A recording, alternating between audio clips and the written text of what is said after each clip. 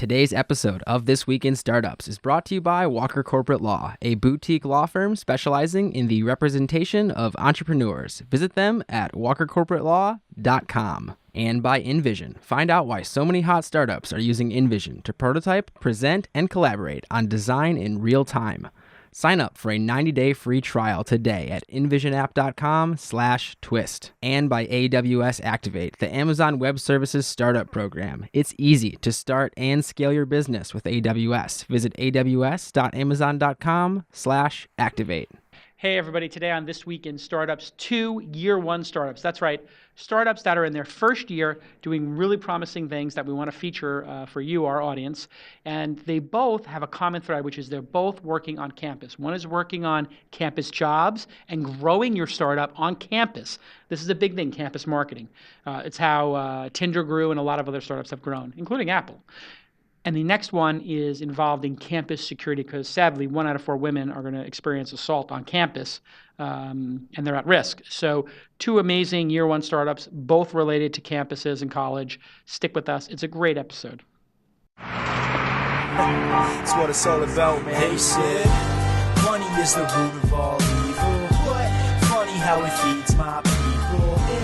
We ain't gonna live like equals until we get the money, spend the money, and defeat you. Money is the root of all evil. What? Funny how it feeds my people. We ain't gonna live like equals until we get the money, spend the money, and defeat you. Hey everybody, welcome to This Week in Startups, the show where we talk about startups and technology. And one of the main components of building a startup is your go-to market strategy. Now, one of the things that people have done time and time again is tap college students. Even Mark Zuckerberg himself started Facebook on a campus. And ever since that moment in time, everybody's talked about campus marketing. In fact, in the 80s and 90s, they used to have Apple reps on campus. And the role of an Apple rep on campus was to try to get you to spend $3,000 on an Apple computer when you could get one for Windows for $1,000. And then there were American Express reps on campus. And there's a long history of this. And I saw somewhere, I mean, maybe on AngelList, or I don't know how I became aware of CampusJob, but I saw CampusJob.com, and I said, this is interesting. I'm very fascinated by it. And so I invited the 2 founders to come here and talk.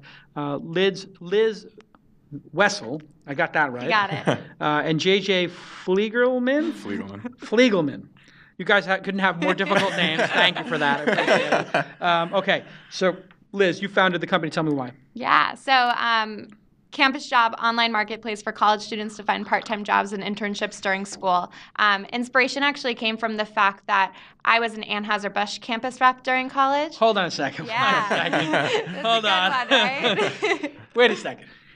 Your job, you got paid to represent Bud. To represent or Bud Light. All of the Anheuser-Busch All brands. the Anheuser-Busch beers. Yeah, it was pretty sick. You would know. Were you underage at the time? I was for part of it, yeah, absolutely. So you're 20 years old representing beer. Yeah, you got it. So representing a beer company. So How did you get that job? Yeah, so actually, funny enough, they accidentally emailed it to me. It was totally coincidental. I didn't even drink, well, of course I didn't drink underage, but I definitely wasn't drinking Budweiser if I was drinking. Yes. Though I will say after being an Anheuser-Busch rep, I did have a love for Budweiser. Yeah. But so I had this awesome job where I was like throwing Don't Drink and Drive philanthropic events. I was helping recruit mechanical engineers from Penn, where both of us attended college, to actually work for Anheuser-Busch. So less about the beer, more about the company. What did you get paid per month? It was hourly, something around like $13 or $14 per hour. So that's really good. It's pretty good. Compared to working in the computer science lab or the cafeteria for $8 an hour. Is that what you did? Yeah, but it was $2.50. This minimum wage was $2.50 and then $3.50 in 1988. You look good for your age. Thank you. Wow, good job. I like this guest. All right, Liz. So you get paid like $14 an hour to do this. Yeah. But they didn't actually have you trying to get people to drink more beer. Definitely not. So it wasn't that kind of a thing. Correct. So there were definitely some of those types of campus rep programs. Red Bull does a student ambassador program where it is a little bit more about pushing product and brand during the right times. But Anheuser-Busch was definitely not about get all the underage college kids to get drunk. But you would give out maybe Bud jackets or put a Bud logo or an Anheuser-Busch logo on shirts? There was definitely some Anheuser-Busch swag, yeah, for sure. So you give out swag, which for 18, 19, 20-year-olds, everybody knows what that means. Like it's like you're giving out swag to try to get no people. No comment. Yeah, exactly. All right, so now JJ, you also were a college rep? No, I wasn't a college rep. I did have a lot of part-time jobs in college, but when I met Liz and she was telling me about her awesome job, I just was like, wow, why have I not heard of this, and how can I get a job like this? Yeah.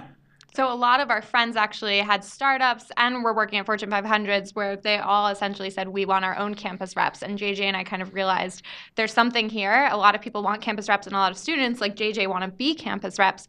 How can we help them become campus reps, and how can we help employers find students? Okay, so do you have any internet companies using it, or how long has this been around as a business? Yeah, so JJ and I actually started this one website with a few friends during college called the Campus Rep, and it's definitely not what CampusJob is today. We actually ended up starting that, graduating from college. I went on to Google, JJ to McKinsey, and Campus Rep kind of took off that website. We were the only online job board for Campus Rep types of roles. And so Fortune 500s were using it, NGOs were using it, et cetera. After about 2 years of traction, I was in India, actually. JJ in New York, he gave me a call and he was like, you were in Google, India for Google? Correct. Doing what? I led the brand team out there. The brand team of Google in India? Yeah. So to try to get people in India to use Google or to come work at Google, what? Definitely not to work at Google. It was a little bit more about, like, we worked a little bit with the government around the elections to help them create tools to enable Indian citizens to figure out, like, where they could vote, things like that. Okay, so getting adoption of Google products, exactly. Yeah. All right, so show me the demo. How does this work? Yeah, absolutely. So this is a whole new product. So just to be clear, we closed down Campus Rep, started this whole new product called CampusJob. All right, so the people who were shareholders in that company have no claim to this company. All right. No shareholders. I got you. All right. I understand that. As an angel investor, I can tell you what that disclaimer means. That means there was a third partner who is no longer part of the picture, and you started over. I got you. Fair enough. Right, well, it's not the most novel idea in the world. I don't think it's protectable anyway. Okay, there you go. No comment again. So I'm logging in as a student at OSU. Here we go. We actually have a really high conversion rate, JJ. Why don't you talk about it while I fill this out? Yeah, so we actually have an incredible conversion rate from Mad Libs. We have over 50% of people. From Mad Libs? We call this Mad Lib style because rather than just fill out your profiles, hi, my name is Jason C. And I'm a full-time student. So really, really crazy conversion rate, which means that we get a lot of data on all the students who want to find jobs. Helps us tailor our jobs and our platform to what students really need. Cool. So I'm just filling out a little bit. Let's say we upload a picture. Here you go. Boom. Nice. Hey, okay. there you go. I hit that. Sorry about that. Don't worry about it. All right. So this is a random student at OSU, Ohio State University. So you can actually see all these are real jobs. So let's say you're looking through and there's some campus rep jobs. There's social media interns. There's bloggers. There's Coca-Cola student ambassador. So you can see, and I'm happy to talk about the types of jobs we have on the site. But let's say we see is a blogger.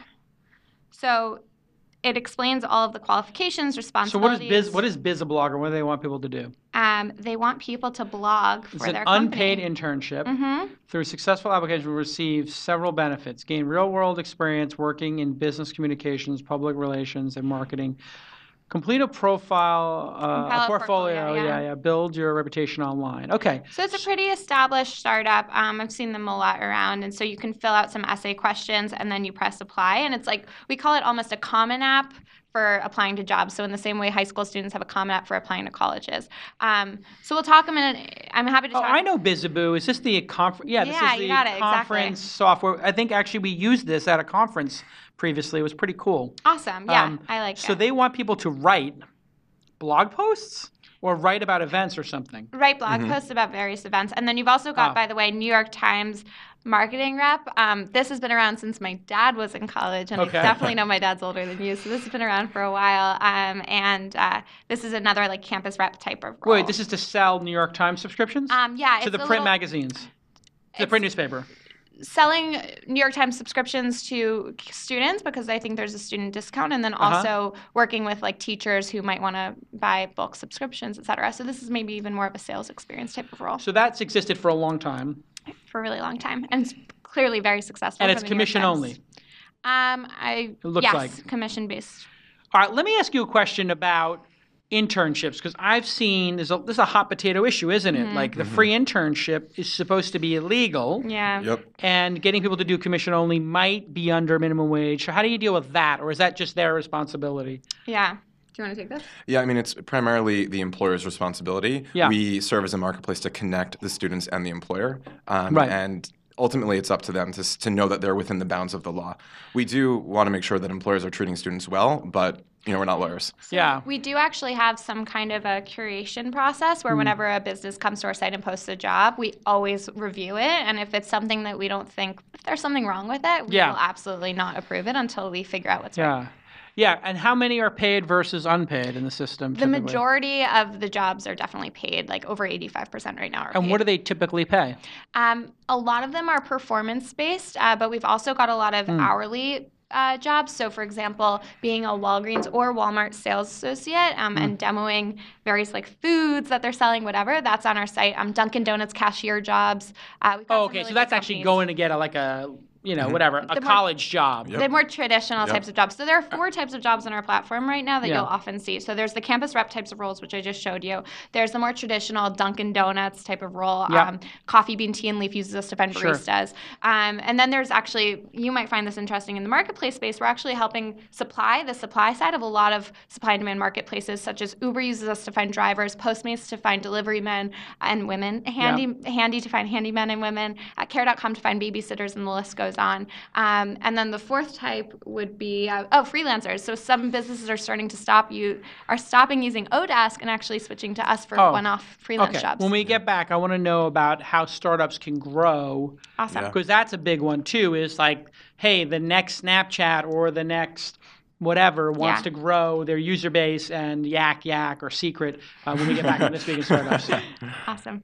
Yes, Scott Walker is a great attorney who loves working with startups. I've known Scott for many years, and I literally just sent him, 2 or 3 of the companies that are joining the Launch Incubator to work with him to get them incorporated, to get them their convertible notes going, to get their IP sorted out because they're coming out of a hackathon. That's a little complicated. Who owns what? You got to get your company set up for success early, and you got to do it correctly, and you have to have a great legal partner. Scott Walker and the Walker Corporate Law Group is that partner. I know because I've referred dozens and dozens and dozens of startups to him by email, let alone the hundreds, maybe thousands who watch this show. Everybody reports back to me, Scott is a complete mensch. He's completely generous with his time. His team is amazing. And they are not the big, huge law firm with the big, expensive offices that has to charge you huge fees. No, they charge fixed fees. They say, this is what this is going to cost, $2,000. This is going to cost $5,000. This is going to cost $1,000. They do that because they don't want you as a tiny startup to get crushed in legal bills. That's not in their interest. They want to see you grow, and they'll grow with you. Right? They take a really long-term approach to working with people. And that's why they've been a supporter of this show for, 3 or 4 years now. Maybe literally 3 of the last 5 years, I think I've been reading an ad for them. And it's not even an ad. It's just me telling you, trust me, Scott's a great guy. He does a great job. They do mergers and acquisitions, licensing agreements, terms of service, privacy policy, all that stuff. But you can talk directly to the founder, Scott Ed Walker, at 415-979-9998. 415, that's San Francisco. 979-9998, and you can email him at scott@walkercorporatelaw or go to walkercorporatelaw.com, scott@walkercorporatelaw.com. Go ahead and thank at Scott Ed Walker on the Twitter. He's a great guy, great team, and you can't go wrong with Scott Walker. Okay, let's get back to this amazing program. Hey, everybody, welcome back to This Week in Startups. My guests today are Liz Wessel and JJ Fliegelman. I got it. Fliegelman. It was great. I got it. It took me a second, but I got it. And they are the co-founders. How old are you kids? 24. 24? 25. 24, 25. It's your first startup. Yeah. Yep. But you're a smart kid. Oh, you may have the other one, the campus rep thing. I had another one in college as well that I ended up selling to some other students. Oh, really? Yeah. What was that business? It was a student discount company. Student discounts. You're a student and you get a discount at stores or something. Exactly. If you buy this card, we ended up franchising it out to other colleges. Oh, that's interesting. Cool. So what's your story? You're like a little firecracker. You're like, starting businesses. You went to Google. I mean, were you like a 4.0 GPA or something? Not a 4.0. So actually, on that note, I honestly... And you're a McKinsey guy. You guys are like rocket scientists over here. Wait, so how long were you at McKinsey? I was at McKinsey for just under 2 years. Okay.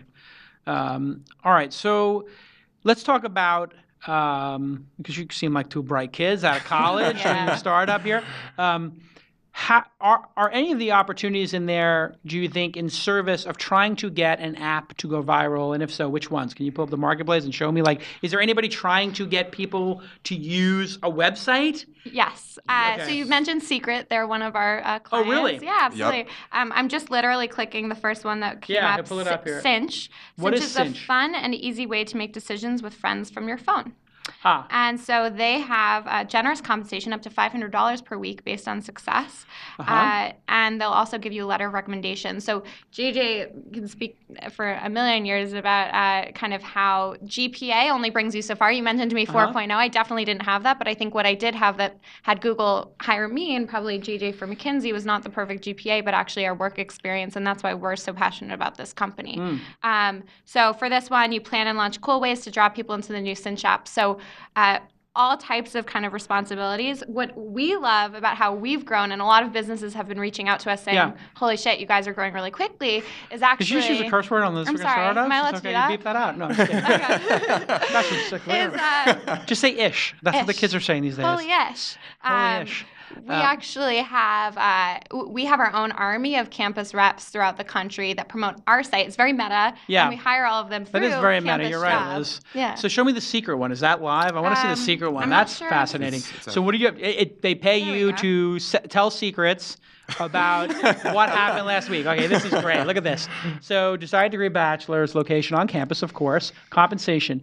Money plus other free stuff we feel like sending you. It's very generous. You need to get work, merch, data on how you're doing, promo work, blah, blah, blah. A letter of recommendation from our CEO. So that's the big selling point. You will, among other things, attract new users and help them learn how Secret works, be visible around campus, and plan and host secret events that are actually fun, not bingo unless your school's really weird. Help us. And so you apply to that, and then they give you what it takes to be in the street team. How many people would a secret get, and across how many campuses? Without going into secrets, but a secret, any of those apps, what would an app company expect to get? How many reps? It completely depends. You continue. It completely depends on how many schools they're posting at. Also, we have this kind of ability for Secret to say, only show this job to people, to women in sororities who speak French and who have a GPA of 3.9. They have the Mad Libs. Right. So what app, what's the max number of reps an app has ever in the system, a startup, that we might recognize the name of without saying who it is, that they might have working for them at a time? One company right now who posted on Friday is looking to hire 20 campus reps across 10 campuses, so 200 in total at 10 campuses. Wait. They want to have 10 reps? 20 campus reps at 10 campuses. Wow. So 200 in total. So they want to have 20 people on one campus talking about the app. Yep, you got it. To get it going, to get the flywheel going. Exactly. So if they were paying 200 campus reps, what would they on average pay them, like for $100 a month or something? Depends on the CPA. Some of our campus reps have made like almost $1,000 in 2 months, and others have made much less than that. It depends on their performance. Oh, so they have to get people to sign up using a code. Signing up, we also have other types of really cool spot bonuses. So one of them is spot bonus. I like that. Yeah, it's a Google term. So one example of that is on Tuesday at Cornell, actually. We started looking at some of the students who use our platform at Cornell, and a lot of the women were uploading pictures of themselves in short skirts and the men in mirror selfies, and we were like, what is going on? And then we realized, why should they have a professional photo? So our campus rep actually said, I'm going to host I'm going to book a room in one of the buildings, and I'm going to have career services email every student, and I'm going to have a photographer come in who she hired through CampusJob.com. Got it. And we're actually taking free professional photographs of all of the college students who want it, and we'll upload it to their CampusJob profile. Genius. So what does it cost me as a startup? So I have like Inside.com. It's a news app. I don't know if the college market is exactly what we're going for, but let's just say I said, hey, would I say something like, everybody who you get to sign up, I'll give you $1 or $2 or $3? What would people normally get? Do they do it by install, or do they do it by signups like that? It can be whatever you want. Totally depends. I mean, so what would you advise me if you were going to get somebody stoked to do it? Yeah. Yeah, I mean, for us, what we do pay per sign up. We use a referral code, but we do also spot bonuses, and we have ways of tracking beyond referral codes just in case, and it's worked super well for us. So our pricing so far is very often around 50 cents per sign up. That's just our CPA, but it does range based on school and based on time of year. And then we'll also do spot bonus for, if you throw out this event at Cornell, maybe we'll give you $100, $150 if it's a few hours of your time, things like that. Got it. Oh, so if you throw an event that's like the secret party where everybody comes and installs the app and says who made out with who last night or whatever, you could go do that. So what apps have been, either on your platform or other platforms, have gone viral, do you think, using a service like this, or have really had meaningful growth and adoption? I think the classic example is Tinder. I mean, everyone talks about how, I think her name was Whitney Wolf. She really did this. This is from what I've read. I've never spoken to her, but she had this excellent marketing campaign where she just went around from school to school, speaking at sororities and fraternities and getting campus reps as well, getting students to speak on their behalf. So I think that was a really great kind of campus first initiative to grow an app. Yik Yak also is growing pretty quickly from campus ambassadors. Are they on your system or no? They've emailed us. They're going to be signing up next semester. Oh, cool. But for the So how do you charge? We charge a business per qualified applicant, essentially. We're just changing our pricing model around this and next week, but it's essentially per qualified applicant, so we can ensure that you're only going to get applicants who you wanted. So let's say Google is really into hiring very diverse engineers from undergrad. Maybe they say, we only want to hire women engineers with a 3.7 GPA or above who study at an Ivy League school and who have a car, whatever. Right. They can do that through us, and so we can charge a little bit of a premium for ensuring that you are at least on paper getting who you're looking for. And what would they pay, $5 or $10 a rep or something like that? Yep. Yeah, so you just pay per lead. So let's say they get, 30 or 40 leads. Let's say they get 40 leads and they paid $7 each or something. There you go. Boom. Now $280. $280. Yep. But if they sign 5 of them and they get the need, it's only $75 each. It's easy compared to having to go on campus or fill out a job thing or do a Craigslist thing. It would be a lot more work. A lot more work. And you'd have qualified people because you'd be telling me this is a sorority sister or a fraternity brother or whatever. Number one word we keep getting in every testimonial from our businesses is the word quality. Every business keeps saying, holy ish. The quality of these applicants is unlike anything. So maybe you're charging too little. Is $5 or $10 per applicant too little? We're figuring it out. Yeah, I mean, we want to. Thank you for saying that, though. So did you raise money for this business? And where are you based? And what's the status of this company? Yeah, so we're based out of New York. We, in July, raised $965,000. Oh, congrats. From a bunch of New York VCs and angel investors. Who was the biggest? Who was the lead? We were led by Box Group. That's David Tisch and Adam Rothenberg. Oh, I'm good friends with David Tisch. Yep. He's a cool dude.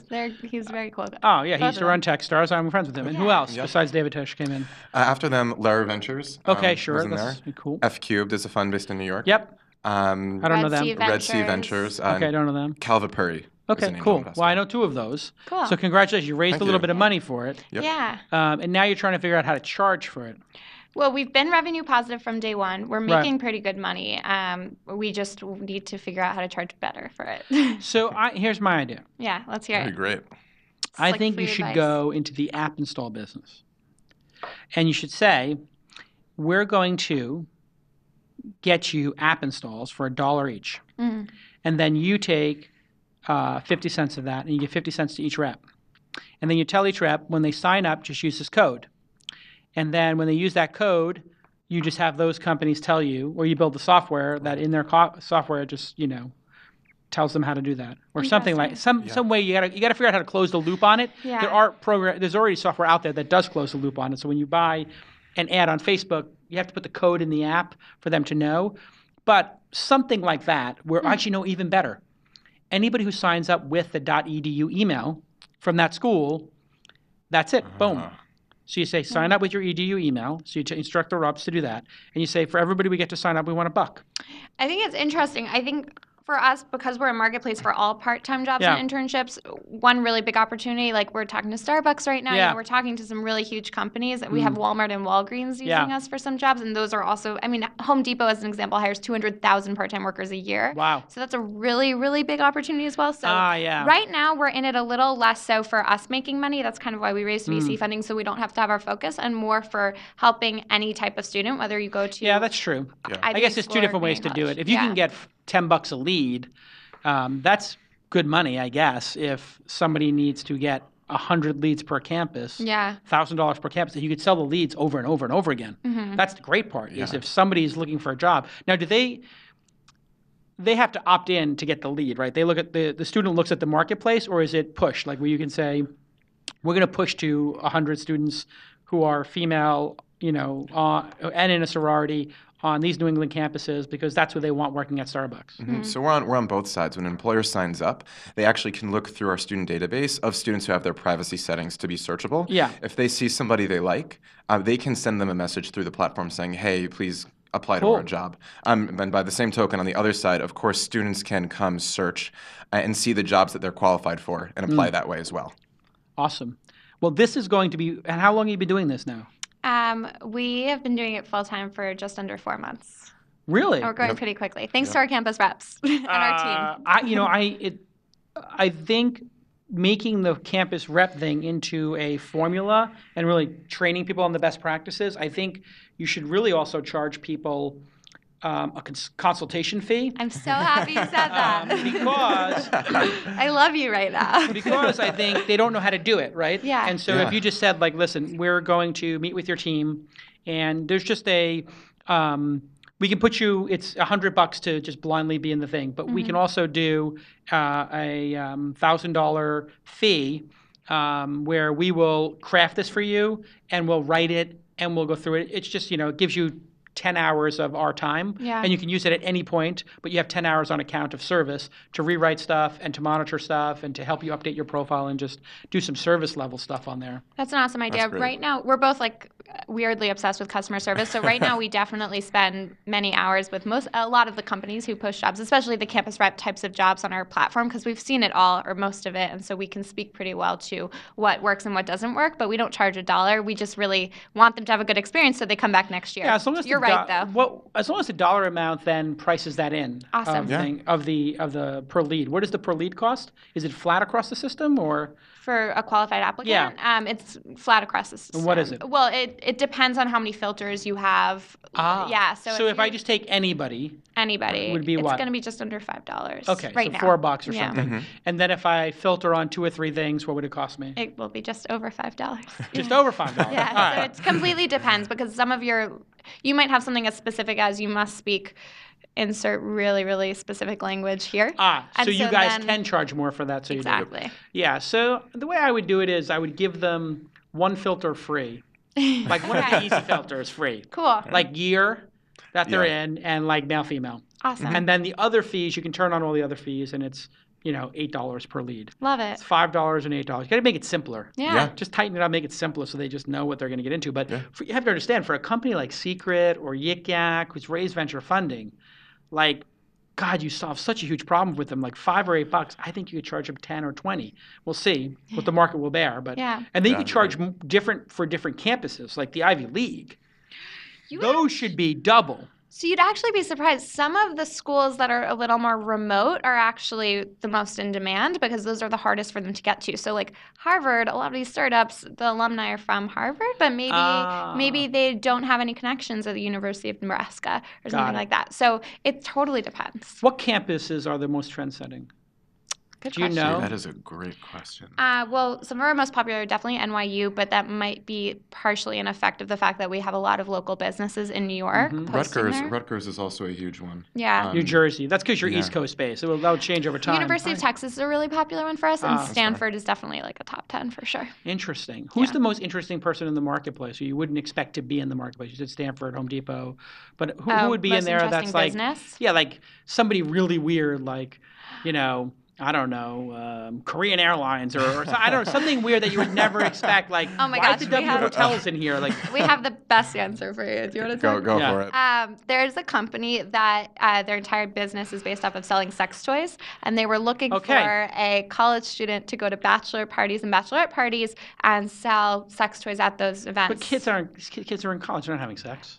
We're drinking beer. So I don't understand why would sex toys be interesting. It's worth noting, by the way, we've got grad students. They would never have the grad students. Maybe they get kind of kooky. Those grad students. All right, listen, this has been amazing. You guys are super charming, and I think it's going to be super successful. Congrats to my friends for investing in it. I think it's going to be great. Oh, thank you. Everybody, so check out CampusJob.com. CampusJob.com, and it's the Campus Job on the Twitter.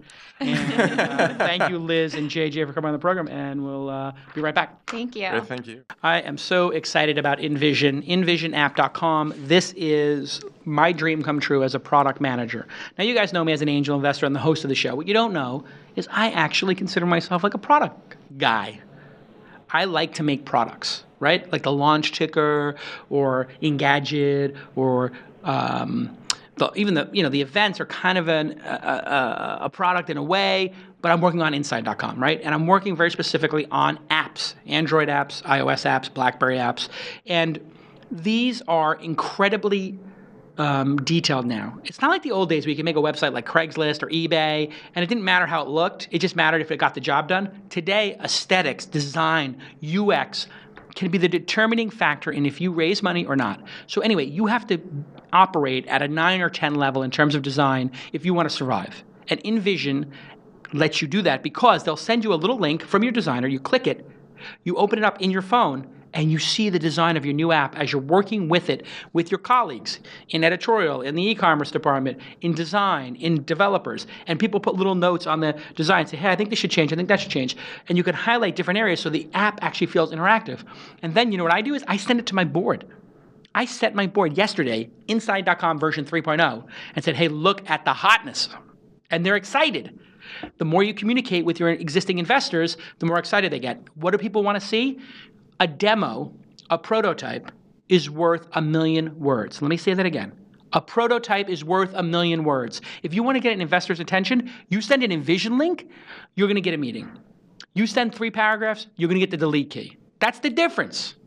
That's it. What more do you need to know? I'm telling you, go use InVision app, and if you need any more evidence other than me telling you to do it and how amazing it is, know that 300,000 designers are currently using it, including the ones at Airbnb, Evernote, MTV, Adobe, Box, and Zendesk, companies that are far more successful at the current period than Inside.com. This is what the winners use. If you want to be a winner, use InVision app. It's that simple. You can get the starter plan for 90 days for free. So 90 days for free. Like they understand. They want to get you involved. They're going to give you plenty of time to play with it. And you can do that only at InVisionApp.com/twist. They do like a really good deal for us. 90 days free. InVisionApp.com/twist. And if you're a fan of the show, say thank you at InVisionApp on your Twitter handle. Let's get back to this amazing episode. All right, welcome back to the program. I'm Jason Calacanis. This is This Week in Startups. You can follow the show at TWI Startups on Twitter and Instagram. And the Instagram's got all kinds of cool exclusive clips and photos, so definitely check TWI Startups out there. I'm Jason on Twitter. And next up on the program, BlueLight Safe, or just BlueLight. What do you call the company? BlueLight, which you can see at getbluelight.com, getbluelight.com. And the founder, Preet Anand. Anand. Yeah. Anand. Yes. Oh, okay. Anand. Preet Anand is with me here. And so tell us, what did you build and why? Sure.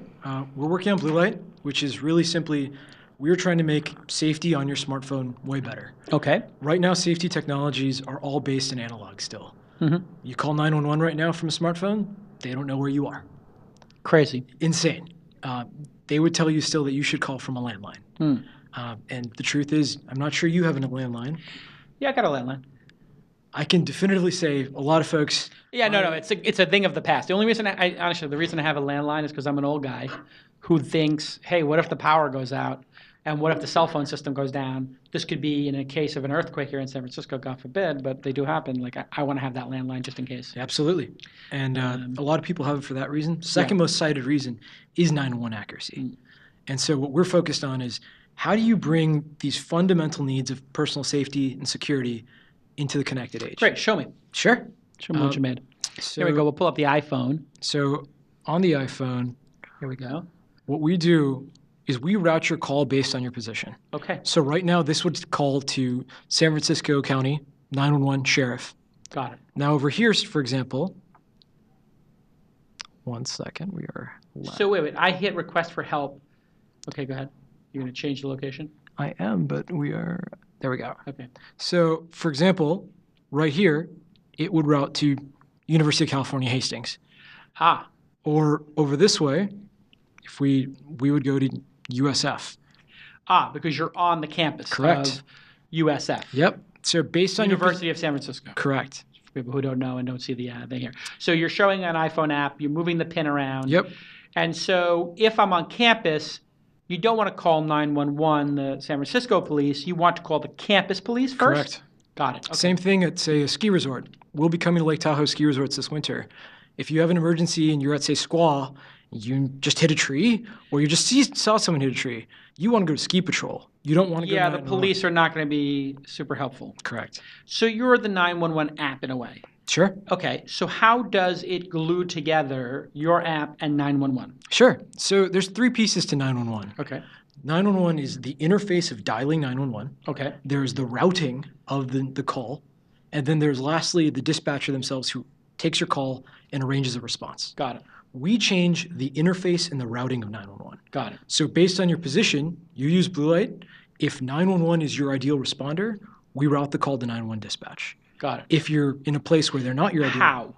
How do you do that? Do you fire up a VoIP call, or just you hit the phone and you dial 911 for me? So in that situation, in 911 right now, we would do a regular 911 call to them. Got it. If it's to campus... So no different than anything else?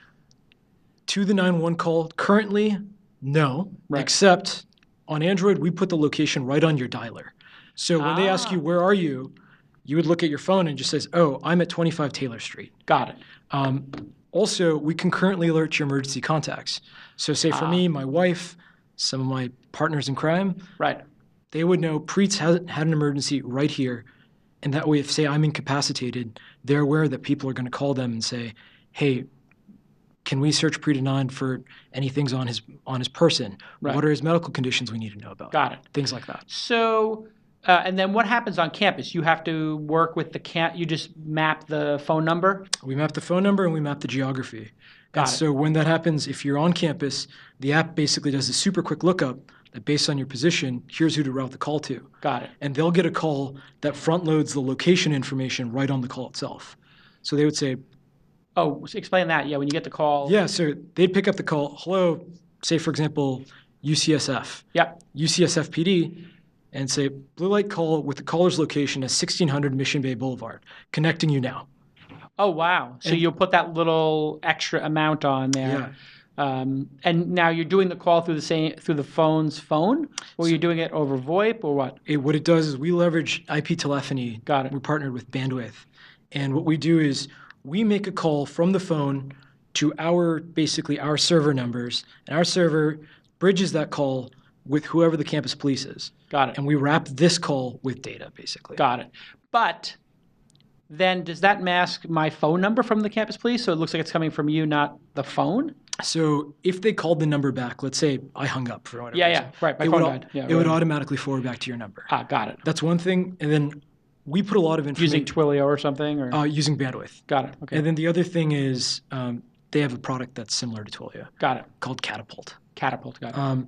And then the other thing is behind basically touch tones, they can figure out what is Jason's contact information. Got it. Who are his emergency contacts? Replay me his location one more time. Because so when I'm not on a campus, the value is it's going to simultaneously alert some of my friends. Sure. Which is valuable. Yep. But when I'm on a specific location, I now can get to those emergency people, which is campuses and ski lodges. Any other places have you thought of that? Hospitals. In a hospital, you can tell people where you're at. Yeah. Now, what about... And part of campuses also includes corporate campuses. So, for example, we're working with NVIDIA. Got it. In electronic arts. So they're also... so if you're on campus, on Google's campus, and you hit the emergency button. So what about a button that is similar to a panic button? Sure. Like, I've always thought, because I have a panic button in my home. Oh, for clarity, are you talking about a software button or a physical button? Okay, so we'll leave that aside for a second. But the nature of a panic button is I hit the button and all hell breaks loose. Like I'm saying, it happened in my house actually in LA. In my house in LA, I have a panic button. I didn't know what it was. Yeah, by your treadmill, right? Oh, you heard that story? Yeah. Yeah, so I was on my treadmill, and I was like, I wonder what this button here is for. So I press it because I thought maybe it had something to do with the HVAC unit, the air conditioning. And all of a sudden, the alarm goes off. I turn the alarm off, and then literally under 10 minutes, give LAPD some credit here, I guess because, I live in a Tony neighborhood. They hopped the fence. Wow. And 4 cops are in my backyard with their guns drawn, asking me for where my ID is. It was like a pretty scary situation. But what about that panic button? Because I've been thinking for a long time that there's an opportunity for people to have a legit panic button that, let's say, ADT on the go. So let's say I'm a baller dude. OnStar for you. OnStar for me. So if let's say I'm a baller dude and I can afford $100 a month is not a lot of money for me. But I think if I ever get in a situation, I want to have a watch, and I press that button, and then it says confirm, and I confirm. So like literally I'm getting mugged. June 2015. June 2015, you think you'll have it? Or a hardware device? Not hardware. We'd be software on a hardware device. Oh, software on like a Apple Watch or something. So you do the panic button. But here's my thing with the panic button. Is that when the watch comes out, June, do you think? It comes earlier. It comes earlier, but okay. So June is when we'll also be connecting to 911 with your exact location. Because the specific piece you're talking about... That was my next question is like how soon before 911 will accept your location from your phone? There's a ton of nuances there, and there's some things we're doing internally that I can't go into too much depth on. Got it. Okay, so NDA stuff, got it. But to be clear, the location is the key piece because 911... all they need is they need to know the location of the request. Yeah. From a smartphone, they currently do not have an interface on their side to do that. And the same way that we do the IP telephony for campuses to give location on the call, you can't do that to 911 because they're a special trunk off of telecom itself. But we will be there middle of next year. So, so what the next piece I was thinking about is how soon would there be a market for I press the button and security comes to me? So like instead of those ADT guys, because I have armed response in my houses, the armed response comes to my house. But what if I'm out walking down the street? Who do you do that with? ADT. They provide armed response. Oh, yeah, with a gun. Like, come with a gun. And what plan is that? Because that's not your typical entry plan. That is the Jason's a baller. Jason's a baller. If you jump my fence, you're going to get shot by me or the ADT guy. Interesting. Or the 5. And what's the response time they guarantee on that? I don't know what the response time guarantee is, but it's been well under 10 minutes. Okay. In LA. I haven't tested it here.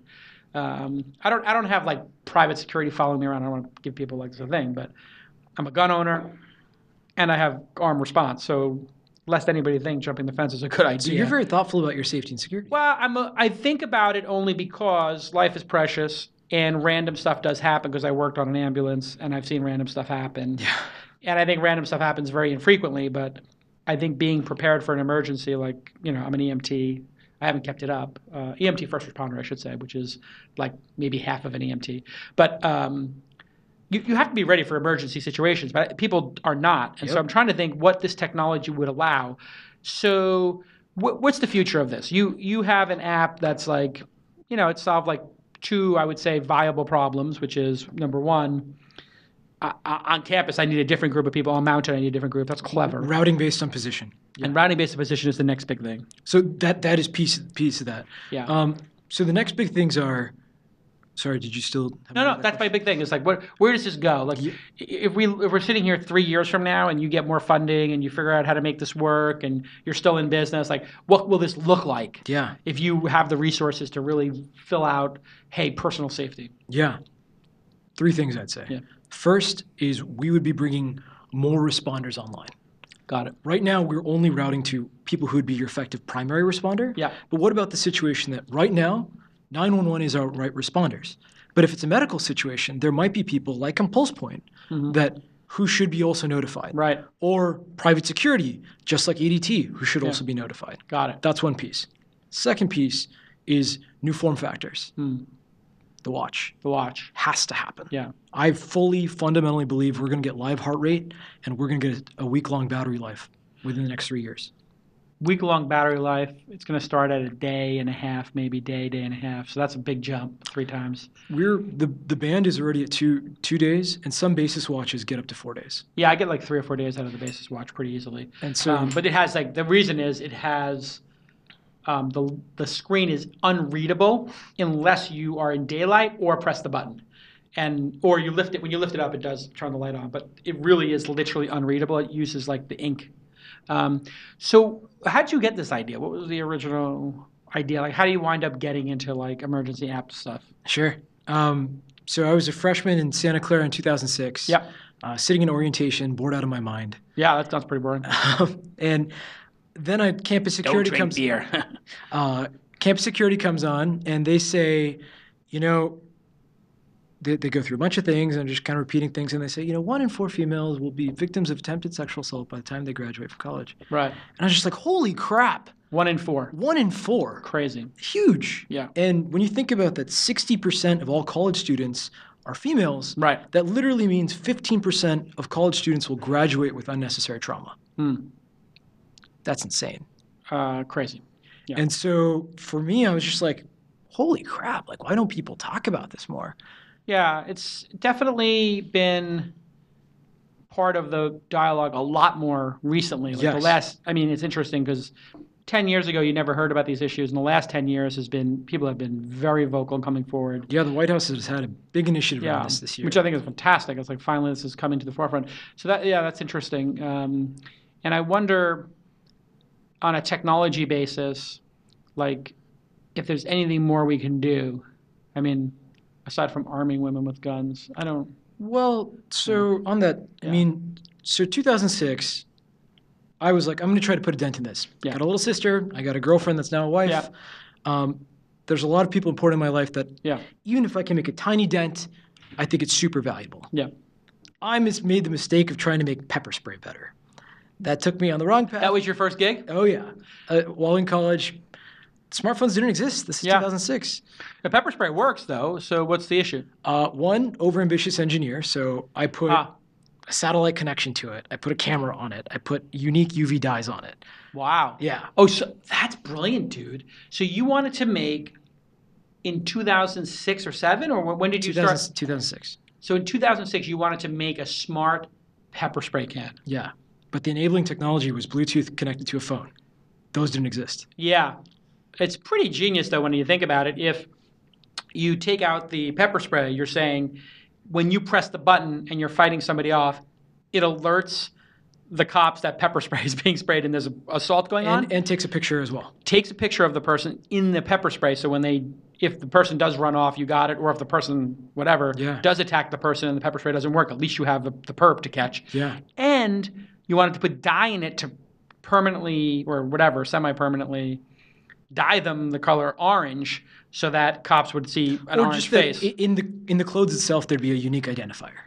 The clothes. Oh, you mean the clothes that they were wearing? The women were wearing, or that the person who was sprayed was. Oh, the person spraying. Yeah. Oh, I see. Identifiable stuff. Would it be invisible, or you'd see it? Yeah, it'd be. So an invisible signature for the pepper spray. Dude, it's such a brilliant idea. So I went and talked. You're way ahead of your time. Correct. This is people have to remember, your idea predates Kickstarter, really, or maybe Kickstarter was just getting online or whatever. But you didn't have the hardware revolution where Nest and other people, Dropcam, proved that hardware could be viable. Actually, you have to give credit to the Flipcam and Jawbone and Haas over there for that. Yeah. But yeah, you basically beat all of those things. Those things now are in market. So would that idea work today? So in fact, there was a Kickstarter done, Indiegogo, done recently of something like that. That was like 3 months ago. It will work, but for a very limited set of people because it's still very expensive hardware, And people are never going to be carrying their pepper spray. It's going to be $300 or $400 to make that, right? The bill of materials is $300, I think. Yeah. And that was part of what happened then. It was $300 for me. I have the pepper spray. I keep the pepper spray in all the cars because it's legal. Yep. I keep it under the seat in the car. So if there is an emergency situation, I think like a riot or something like that, and somebody tries to pull you out of the car, it's a really great way to clear people from trying to pull you out of a car. You are very sophisticated about your safety thinking than most people. I consider it very basic, actually. You can order and I don't have small cans of pepper spray. I have police grade, $40-$50 a bottle. You could spray for at least 30-60 seconds. Spray it will create a fog that would fill you could take out 5 people with one can. It's almost mini tear gas. It's not tear gas. It's pepper spray, but I don't know what the difference technically is between the two. But I would assume that tear gas is illegal. But pepper spray is not. Yeah. And this stuff will shoot 10 feet. I mean, it's super powerful. You can buy that. So really interesting about personal safety because, there are vehicles actually getting on the personal safety thing. I actually had a friend looking at a vehicle that is bulletproof. There's a couple of companies that will bulletproof out your car, and I was like, that's kind of ridiculous. But the really interesting one that I saw was in Brazil and some of these other countries where they're prone to attack a car in traffic and then pull everybody out and kidnap them and all this kind of craziness.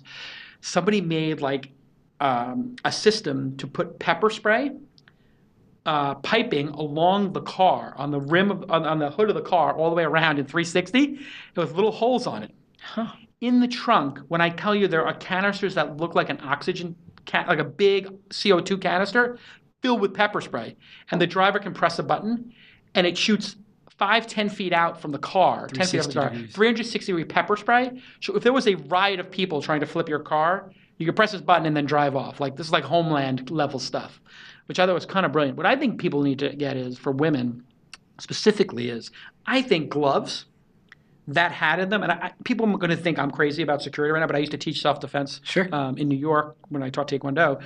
I think a self-defense glove that literally had a stun gun in it, because stun guns are illegal as well. Yep. And if you had charging pads on the glove and somebody tries to assault, somebody, rape them, whatever, and you can get a hold of them, and there's a way to turn the glove on with the other hand or something. There's some way to activate it.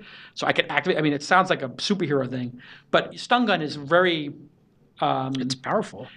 They're pretty powerful, but you have to touch the person. You have to get very close to them. It's very hard, I think, to execute a stun gun on somebody. I mean, the thing with personal safety and security, right, is you can take it to almost the nth degree. Yeah. But the flip side is, how do you make it accessible and usable for a lot of people? Speaking of usable, is this in the market yet? Do you have any data that you can share? Yeah. So BlueLight 2.0 is available on Android. Great.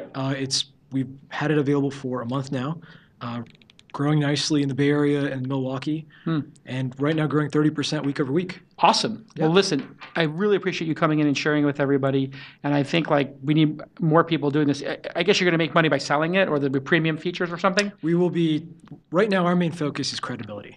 Okay. So you build it up, but eventually the business model will be pay us $1 a month. It's going to be user paid. Yeah. Ads won't work here. Yeah, no, I don't think so. Hey, before you would like to report that you're having a heart attack, would you consider eating more cow? Well, listen, congratulations on it. I think it's amazing. And I think it's really cool that you're taking on this subject. Keep going. And think about that pepper spray idea again. I love that. GetBlueLight.com, GetBlueLight.com. And you can follow Preet at Preet Nation. Yep. Preet Nation. I love that. The Jason Nation. Preet Nation. Well, PR33T wasn't available. That's my gamer tag. Oh, okay. Well, I think you scored better with Preet Nation, actually, to be totally honest. All right, listen, congratulations. It's super cool. Everybody check it out and download it. Get BlueLight and BlueLight Safe on Twitter. And we'll see you all next time on This Week in Startups. Bye-bye.